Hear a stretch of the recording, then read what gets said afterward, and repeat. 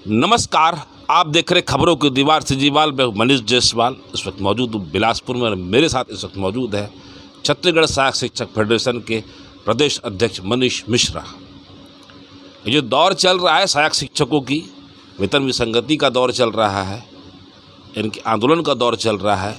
ये जो दौर चल रहा है अभी सहायक शिक्षकों को जो पदोन्नति हुई है और उसमें संशोधन हुआ है, इसमें कुछ विवाद का दौर चल रहा है। ये जो दौर चल रहा है ये सहायक शिक्षकों की पदोन्नति का दौर चल रहा है और पदोन्नति में जो संशोधन हुए हैं इस पर का भी दौर चल रहा है, उस पर विवाद भी हो रहा है। लगभग प्रदेश में पदोन्नतियाँ हो चुकी है, संशोधन भी हो चुके हैं, लेकिन अब संशोधन को अब अवैध घोषित करने की कोशिश की जा रही है। शिक्षकों में इस बात को लेकर रोष भी है कि कहा भी जा रहा है कि संशोधन निरस्त भी हो सकते हैं, जिसको लेकर सहायक शिक्षक फेडरेशन अब खुलकर इस प्रक्रिया के समर्थन में आ गया है। इन्हीं विषयों को लेकर आज चर्चा करते हैं सहायक शिक्षक फेडरेशन के प्रदेश अध्यक्ष मनीष मिश्रा से। मनीष मिश्रा जी, जो सहायक शिक्षकों की पदोन्नति हुई, अब उसके बाद कई काउंसलिंग हुई और काउंसलिंग में कई लोगों को मनचाही जगह नहीं मिली। इसके बाद लोगों ने जो आवेदन वगैरह किए हैं, इस पूरी प्रक्रिया को शिक्षक नेता किस नज़रिए से देख रहे हैं? कितनी ज़रूरी, कितना वैध है जो संशोधन हुआ है? देखिए, सबसे पहली बात तो यह है कि जो अभी पदोन्नति हुई काउंसलिंग के माध्यम से हुई, लेकिन राज्य सरकार उसमें सबसे पहले बात तो यह है कि शालाविहीन और जहाँ पे एक शिक्षक की शाला है, दूर दराज की शाला है, उसको जो है भरने का नियम प्रस्ताव किया, जो कि हमारे हिसाब से वो पूर्णतः गलत है। क्योंकि जो सीनियर शिक्षक है इतने दिन से 15-20 सालों के बाद उनका प्रमोशन हो रहा है, तो वो शालाविहीन शिक्षक जो अपने परिवार और बच्चों के साथ जहाँ पर है वहाँ पर सेट हो चुके हैं, उसके बाद उनको 200 किलोमीटर 150 किलोमीटर अगर उनको दूर भेजा जाएगा तो उनके साथ अन्याय होगा। और ऐसे बहुत सारे शिक्षकों का जिनका दूर दराज पे हुआ है, परिवार से दूर हुआ है, जिनके परिवार में उनके माता पिता का पालन पोषण करने वाला और अन्य कोई व्यक्ति नहीं है, इस प्रकार के जो और संशोधन जो अभी किया गया है निश्चित तरीके से उसको छत्तीसगढ़ सहायक शिक्षक फेडरेशन वैध मानता है। इसलिए मानता है कि हर आदमी को अपनी सुविधा के अनुसार नौकरी के, एक तो ट्रांसफ़र जो हुआ, ट्रांसफ़र में सहायक शिक्षक लोग का ट्रांसफ़र नहीं हुआ, वर्ग 1 और 2 के शिक्षकों का ट्रांसफ़र हुआ, वर्ग 3 के सहायक शिक्षकों का ट्रांसफ़र हुआ नहीं, सिर्फ आवेदन मंगाए गए, उसमें भी समय ख़राब किया गया और अभी तक जो है उनका जो है ट्रांसफ़र हुआ नहीं।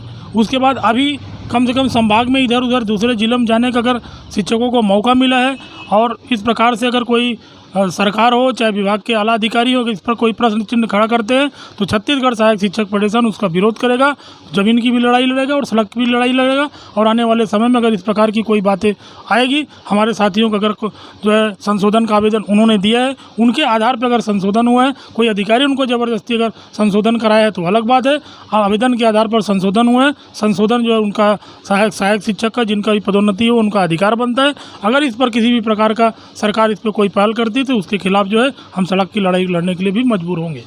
मतलब यहाँ पर भी मनीष मिश्रा जी, सहायक शिक्षकों के साथ वो स्थिति हो गई कि वर्ग 1 और 2 को लाभ हुआ और वर्ग 3 को ट्रांसफ़र में भी नुकसान हो गया। बिल्कुल, हर समय सहायक शिक्षकों के साथ गलत हो रहा है और इसीलिए जो है अभी जो है कम से कम आदमी को अपने संभाग में, जिला में कम से कम इधर उधर जाने को उनको मौका मिला। मनबाची उन्होंने आवेदन दिया था, सक्षम अधिकारी के द्वारा अगर उनका जो है संशोधन कर दिया गया है तो उसका निश्चित तौर पर उनका अधिकार है और उनका मौलिक अधिकार है।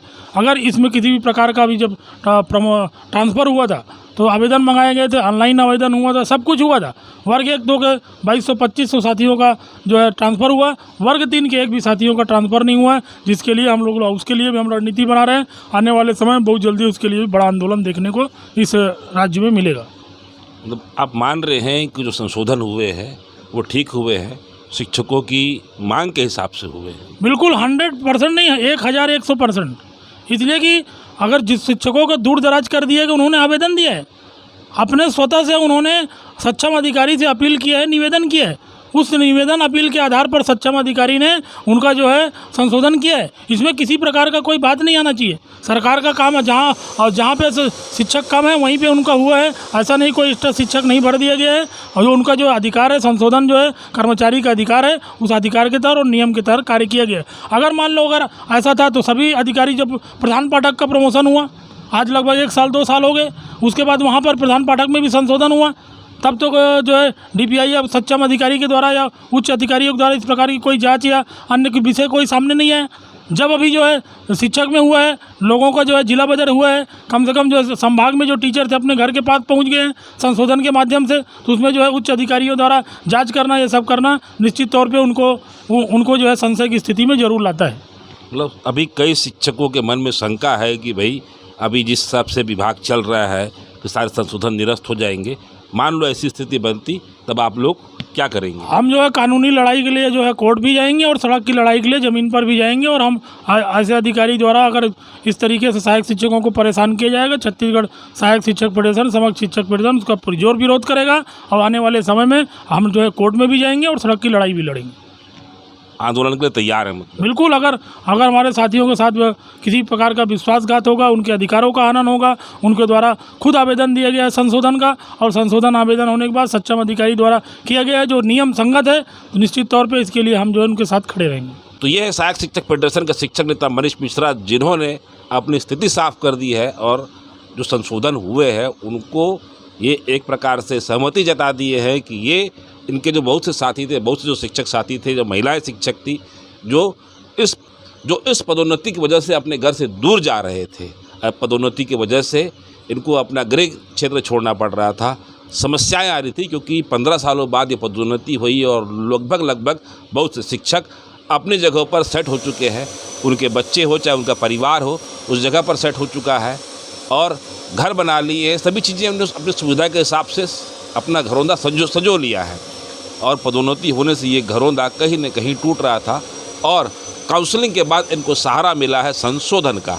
अब देखते हैं कि आगे क्या रणनीति बनती है, लेकिन आज मनीष मिश्रा के बयान से या जानकारी से स्पष्ट हो गया है कि अगर कल को उच्च अधिकारी या रायपुर के अधिकारी इस विषय को लेकर अगर कोई विवाद खड़ा करते, कोई नया निर्णय देते हैं, संशोधन निरस्त करने की बात करते हैं, तब की स्थिति में एक बड़ा आंदोलन होगा और सड़क की लड़ाई लड़ी जाएगी।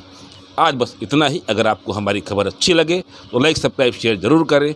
सीजीवाल से मनीष जायसवाल की रिपोर्ट। धन्यवाद।